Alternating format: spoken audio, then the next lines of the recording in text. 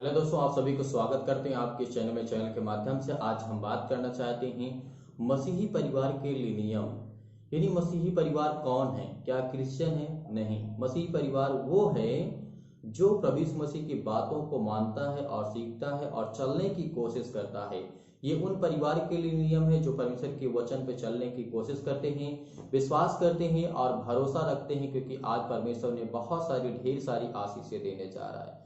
तो मसीही परिवार के कुछ नियम है जो पौलुस हमें समझाते हैं, मानना चाहिए, उसे ध्यानपूर्वक हमें समझने की कोशिश करना चाहिए। अगर आप भी अपने फैमिली को लेकर के परेशान हैं, हताश हैं, निराश हैं, तो आज पति और पत्नी दोनों इन हर एक मसीह भाई बहन इस वचन को ध्यान पूर्वक सुने। आज ये बहुत महत्वपूर्ण है। अगर आपने नहीं सीखा, आपने नहीं समझा, तो आपके जीवन में बहुत सारी ढेर सारी जो प्रॉब्लम आएंगी उसको आप सॉल्व नहीं कर सकते। क्योंकि आज जब परमेश्वर के वचन को हम ध्यान पूर्वक देखने और समझने की कोशिश करेंगे तो हमारा मन, हो सकता है आपके पति और पत्नी के बीच में किसी प्रकार का दरार हो, किसी प्रकार की कोई प्रॉब्लम हो, वो हो सकता है चेंज हो जाए इस वचन को देखने के बाद और सीखने के बाद। आपका मन बदल जाए, क्योंकि प्रभु मन हर एक मसीह भाई बहन को बदलता है।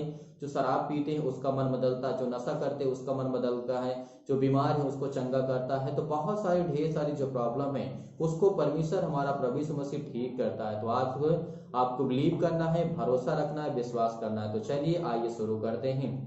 इससे पहले अगर आपने हमारे इस चैनल को अभी तक सब्सक्राइब नहीं किए तो जरूर सब्सक्राइब करें, और बेल आइकन, अगर आपको ऐसा लगता है कि हम चैनल के माध्यम से कुछ बता सकते हैं, कुछ सिखा सकते हैं, तो जरूर सब्सक्राइब करके रख लीजिएगा और बेल आइकन को प्रेस कर लीजिएगा, ताकि जो वीडियो हम अपलोड करें उसका नोटिफिकेशन आप तक पहुंचता रहे, आप उन वीडियो को देख पाए और सीख पाए। तो चलिए आइए शुरू करते हैं। पौलुस क्या कहते हैं यहाँ पे परिवार के नियम, एक मसीही परिवार के लिए नियम क्या पौलुस ने हमें क्या समझाया है, कैसे रहना चाहिए हर एक पति और पत्नी को, किस तरीके से अपने बेटे और बेटियों के संग। पौलुस ने जिस तरीके से क्लोजर पुस्तक अध्याय 3 और 18 में लिखा है, प्रसंग ने कहा है, हे पत्नियों, जैसा प्रभु में उचित है वैसा ही अपने पति के अधीन रहो। जैसा हमारा प्रभु कहता है पत्नियों के लिए, क्या कहता है, यानी हर एक उन बहनों के लिए जो आज अपने जीवन में परेशान है, हताश है, निराश है, आज वो परेशानी का सामना कर रहे हैं, लेकिन परमेश्वर की आज्ञा को आपको मानना होगा, आपको उसके वचन पे चलने की कोशिश करना होगा। अगर आप कोशिश नहीं करेंगे तो क्या, जब हम सुधरने की कोशिश नहीं करेंगे तो परमेश्वर भी हमारी मदद नहीं करेगा। हाँ, परमेश्वर हमें देना चाहता है, लेकिन हम क्या है, लेना नहीं जानते हैं। इसीलिए परमेश्वर ने क्या कहा है, हे पत्नियों, जैसा प्रभु में उचित है वैसा ही अपने पति, यानी अपने अपने पति के अधीन रहो। और यहाँ पे 19 में क्या कहा है, हे पतियों, अपनी अपनी पत्नी से प्रेम रखो और उनसे कठोरता ना करो।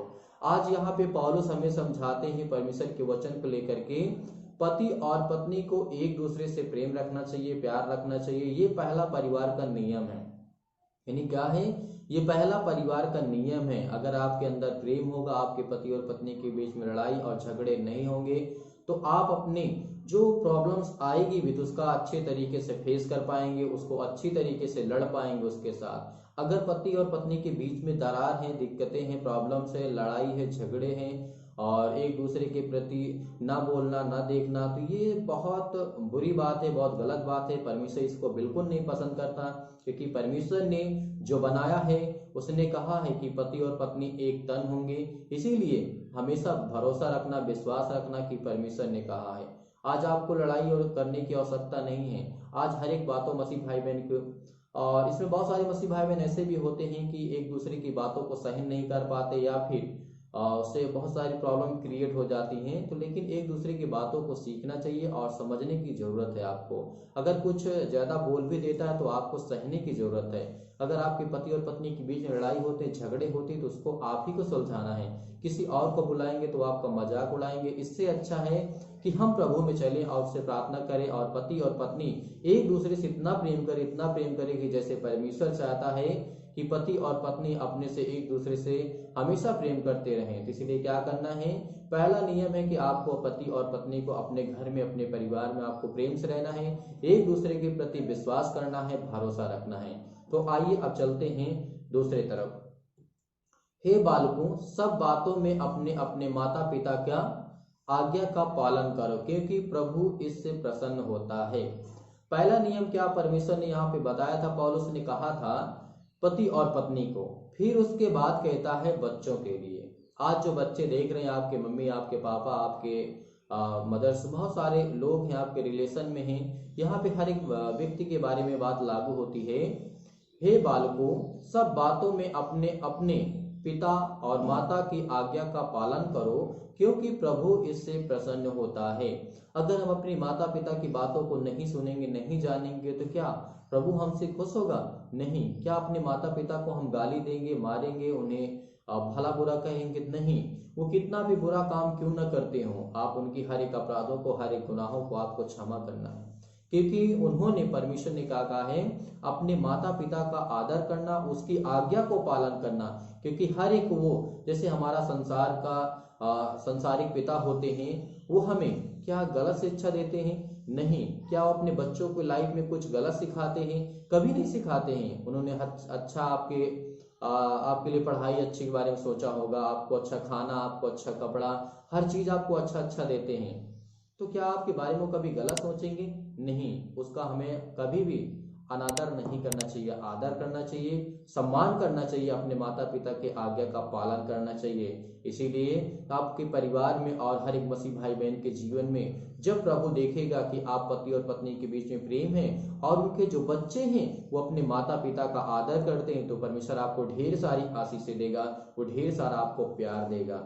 इसीलिए परमेश्वर ने कहा है, यहाँ पे फिर परमेश्वर वचन कहता है, 21 में लिखा है, हे बच्चे वालों, यहाँ पे पति और पत्नी के लिए बोल रहे हैं, माता और पिता के लिए, अपने बालकों को तंग ना करो, ना हो कि उनका साहस टूट जाए। परमेश्वर वचन क्या कहता है? अगर वो डॉक्टर बनना चाहता है तो उसे डॉक्टर ही बनाइए। अगर वो क्रिकेटर बनना चाहता है तो उसे वही, जिस फील्ड में उसे पसंद है, जो वो करना चाहता है, उसे आपको करने की जरूरत है। तभी उसका मन हमेशा बुढ़ाई तक लगा रहेगा। इसलिए आप उनको तंग नहीं करना, किसी चीज को लेकर के फोकस नहीं करना, प्रेशर उनके माइंड में नहीं डालना। उन सभी माता पिता भाई बहनों से मैं कहता हूं, जो आपके घर में बच्चे हैं, आपके परिवार में, आपको सिखाना चाहिए, बताना चाहिए।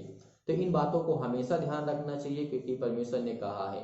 यहाँ पे और कुछ परमेश्वर वचन कहता है, हे सेवकों, जो शरीर के अनुसार तुम्हारे स्वामी हैं। यहाँ पे सेवकों के लिए कहा जाता है, जो शरीर से तुम्हारे स्वामी हैं, यानी आपके घर में जो नौकर हैं या फिर और कोई व्यक्ति हैं, उनको क्या करना चाहिए? परमेश्वर ने क्या कहा है?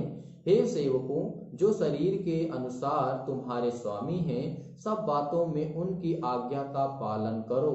मनुष्यों को प्रसन्न करने वालों की न्याय दिखाने के लिए नहीं आपको करना है, परंतु मन की सिधाई और परमेश्वर के भय से आपको करना है। आप किसी के यहाँ नौकरी करते हैं, किसी के यहाँ जॉब करते हैं, तो उसकी बातों को मानना होगा, आपको आज्ञा को पालन करना होगा, तभी परमेश्वर आपसे प्रेम करेगा। क्योंकि परमेश्वर ने हमें सामर्थ्य दी, ज्ञान और बुद्धि और समझ दी। परमेश्वर यहाँ पे ये नहीं कहता कि तुम उसके सामने झुक करके रहो। नहीं, परमेश्वर ने क्या कहा है? अपने माता पिता के सामने आप आज्ञा उसकी मानते, उसके सामने झुक करके रहते हैं, तो क्या आपको परमेश्वर ने कहा कि आप झुक करके रहते हैं? नहीं। परमेश्वर आपसे प्रेम करता है। परमेश्वर ने हमें आज्ञा दी, हमें सिखाने की कोशिश की। इससे क्या होगा? हमारा जो दिनचर्या होगा, हमारी लाइफ स्टाइल होगी, बहुत अच्छी, बहुत मजबूत होगी और बहुत स्ट्रांग होगी। इससे हमारा प्रेम बढ़ेगा, घर, हमारा परिवार बहुत खुशहाली से जिएगा। तो और कुछ वचन देखना चाहते हैं, यहाँ पे लिखा हुआ है, और जो कुछ तुम करते हो तन मन से करो, यह समझ कर कि मनुष्यों के लिए नहीं परंतु प्रभु के लिए करते हो। यानी हमें जो भी कुछ करना है वो प्रभु के लिए करना है, ना कि हम अपने मन को दिखाने के लिए करें, मनुष्यों को दिखाने के लिए करें। नहीं, हम प्रभु के लिए करते हैं। तो हमें क्या करना है? जो भी करे काम तन मन से करें, नहीं तो उसमें हाथ ही ना लगाएं, तो ज्यादा अच्छा होगा। प्रभु यीशु मसीह का वचन यही कहता है। तो अपने परिवार के कुछ नियम है जो हमें जानना चाहिए और समझना चाहिए। और यहाँ पे देखते हैं, क्योंकि तुम जानते हो कि तुम्हें इसके बदले प्रभु से मिरास मिलेगी, तुम प्रभु मसीह की सेवा करते रहो। परमेश्वर का वचन कहता है, क्योंकि जो बुरा करता है वह अपनी बुराई का फल पाएगा, वह किसी का पक्षपात नहीं करता है। हमारा परमेश्वर क्या करता है? किसी का पक्षपात नहीं करता है। जो बुराई करेगा वह बुराई का फल जरूर पाएगा। तो हमें क्या करना है, हमेशा अपने आप को देखना है, समझना है क्या हम गलत कर रहे हैं, क्या सही कर रहे हैं। अगर इन बातों को जो आज मैंने समझाने की कोशिश की, अगर अपने परिवार में, अपने फैमिली में आज इन बातों को लागू करना सीख लिया, उन दोनों पति और पत्नी से और बच्चों से मैं कहता हूँ, सभी से मैं कहता हूँ कि परमेश्वर आपको ब्लेस करेगा। धैर्य रखना, विश्वास रखना। आज आपका मन हमेशा हारता गया है, टूटता गया, परेशान है, हताश है, चिंता में आप बहुत सारी परेशानियों का सामना कर रहे हैं, तो आपके साथ प्रभु है, परमेश्वर है। विश्वास रखना, भरोसा रखना, क्योंकि वो सच्चा खुदा परमेश्वर है, जिसने मृतकों में से जी उठा, जिसने हमें सामर्थ और ज्ञान और बुद्धि और ताकत दी। आपके मसीही परिवार को लिए मैं प्रार्थना करूंगा, दुआ करूंगा कि आपके परिवार में जितने भी लोग हैं उसके लिए मैं प्रार्थना करूंगा, दुआ करूंगा कि परिवार के नियम को आप माने और सीखें और चलने की कोशिश करें, ताकि आप परमेश्वर की आशीष को पा सकें अपने जीवन में, अपने घर में, अपने बिजनेस में, अपने जॉब में, अपने हर एक कार्यों में। परमेश्वर आपकी मदद करेगा, चाहे वो आपके रास्ते बंद हो वो खुलेंगे यीशु नासरी के नाम से, क्योंकि वो सामर्थी नाम है। जो पौलुस ने आज हमें कुछ नियम समझाए, कुछ बताया, जो अपनी तरफ से मैं आपको समझाने और बताने की कोशिश किया हूँ वचन के माध्यम से। तो विश्वास करता हूँ छोटी सी वीडियो के माध्यम से आपने कुछ नहीं बहुत कुछ सीखा होगा। परमेश्वर आपको ढेर सारी आशीषें दे।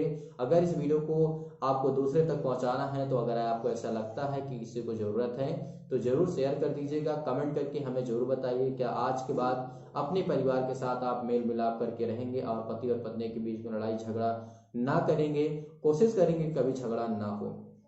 विश्वास करता हूं परमेश्वर आपको ढेर सारी आशीषें देगा। God bless you. आमीन।